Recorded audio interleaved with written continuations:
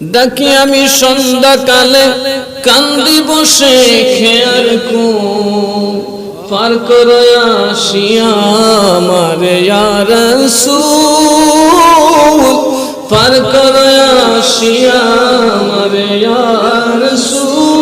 কথা কোন ঠিক না বেঠিক? মরণে নবীজি থাকলে আর কোনো ডর আছে?